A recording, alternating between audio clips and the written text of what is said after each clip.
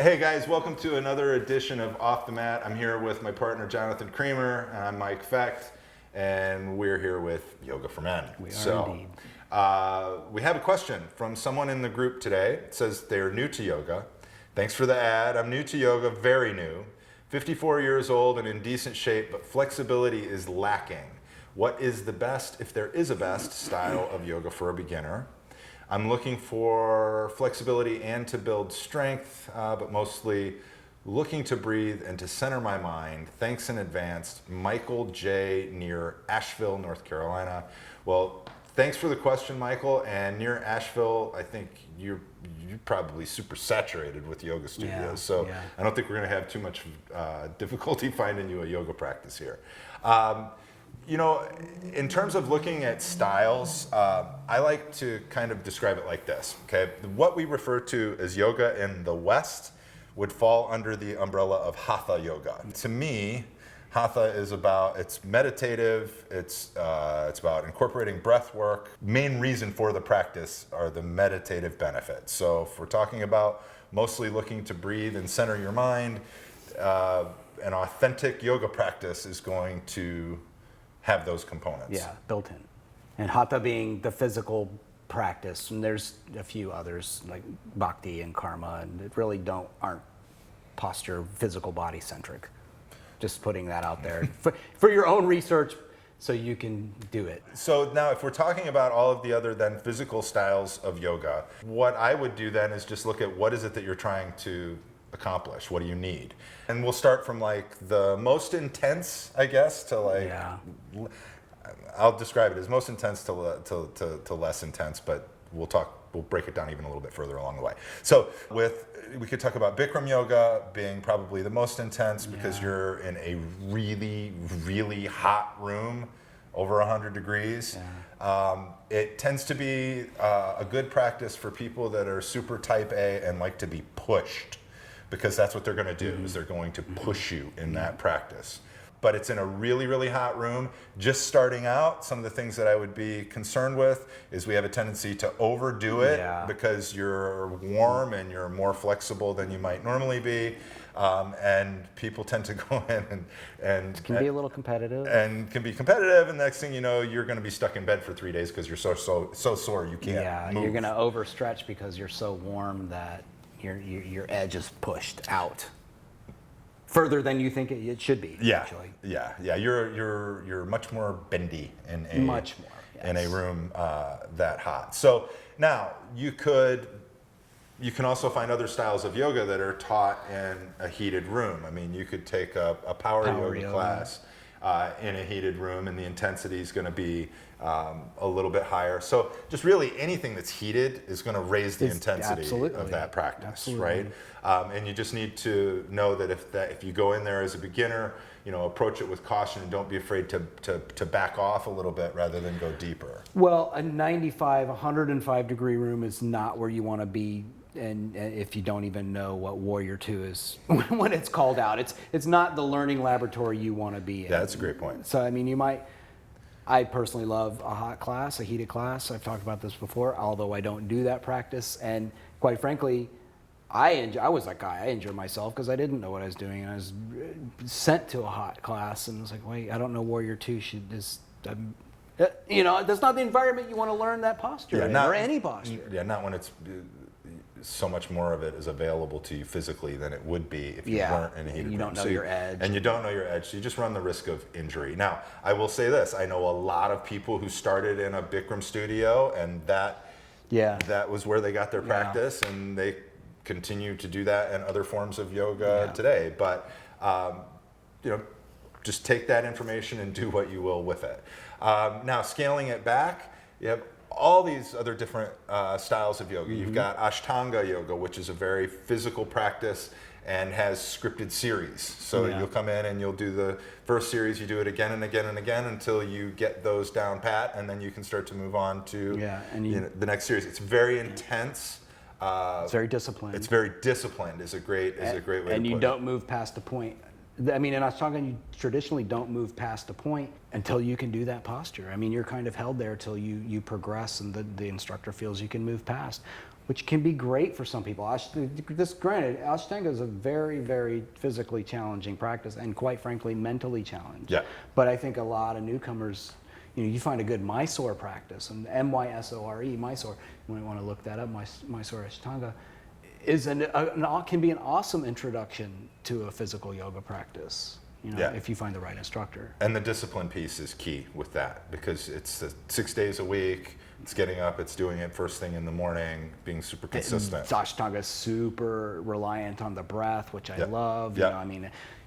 I think you and I both borrow heavily from Ashtanga in our own practices and our sequencing. So, I have great love for. I'm not an Ashtangi, we're not, but we love it. It's an awesome practice. And which leads me to the next point, when what we mostly teach, which is vinyasa, is basically a variation on Ashtanga, right? It's just, it's like if you look at Ashtanga as a set series, vinyasa is similar, but with the freedom to be a little more creative. To be more creative as an instructor and in your own personal practice. Yeah. And that's what I prefer as a practice, is because I like to really work with whatever I need to do that day, and vinyasa gives me that freedom. That freedom to be able to do that, to throw stuff in and to pull stuff out.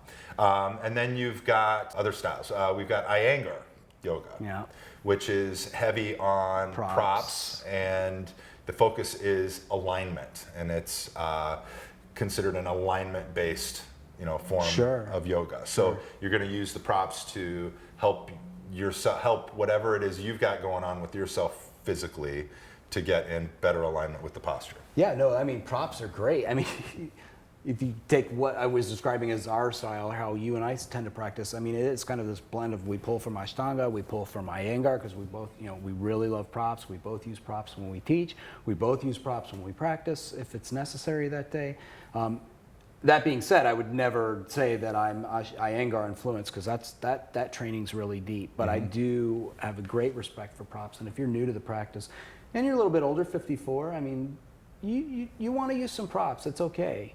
It's okay at 24. Yeah, regardless of the style of, yes, regardless of the style. You want to be able to, understand that, we're all bringing, different bodies to the practice, right? Mindsets. And mindsets, so, and histories and all of that stuff, that we've got going on physically. So using props to help yourself get in better alignment, regardless of the style, is definitely encouraged. So Bikram, Ashtanga. We got Yin yoga, and I left out Yin. Yeah. Well, it's basically, you're going to get into some really deep stretches cold, right? Yeah. So it's like you walk into the practice and you might be in half pigeon as your first posture, getting into a deep hip opener. So it can be really, really intense. Find that Yin yoga, when you're talking about looking to breathe and center your mind, it's a very mentally challenging practice. So in terms of the meditative aspect, Yin is definitely a strong practice. It's also really great for athletes that are doing a lot of work otherwise, to go in and just get right into the connective tissue to open up. Well, it's so funny, you bring in the athletes, which I've watched you work with many pros and athletes and all that, and the thing I noticed the most is that athlete's practice you're describing translates so well to the general public. To take something like Mike teaches his vinyasa classes that he's tailored towards the athletic community. They're called yoga for athletes, but that particular practice is so portable to just the public at large. It's such a great introduction. This guy's real. I'm going to just toot his horn for a bit. He's just amazing at what he does with his athletes. Practice. Yeah, no, I would say if you're looking for a beginner's practice and you want to kind of get different elements of a lot of styles, that's what a real yoga for athletes practice offers. So feel free to go to look up some of the yoga for athletes practices. Well, well, he's in Asheville, so there's definitely going to be that kind of class around. If you find a yoga for athletes class, I'd call and check into it. But it's not this crazy. It's generally, it's what people think it is actually what it's not. It's kind of a regressed intro to these other forms we've talked about. Yeah, most people I think look at it as it's going to be a more athletic style of yoga, when it's not. It's about bringing balance into all of the other forms of movement that athletes are involved in. And then I would say this too, while you're doing all this research, Michael, on trying to find the right style for you, one thing that I would definitely suggest is take a lot of different classes from a lot of different teachers from a lot of different places.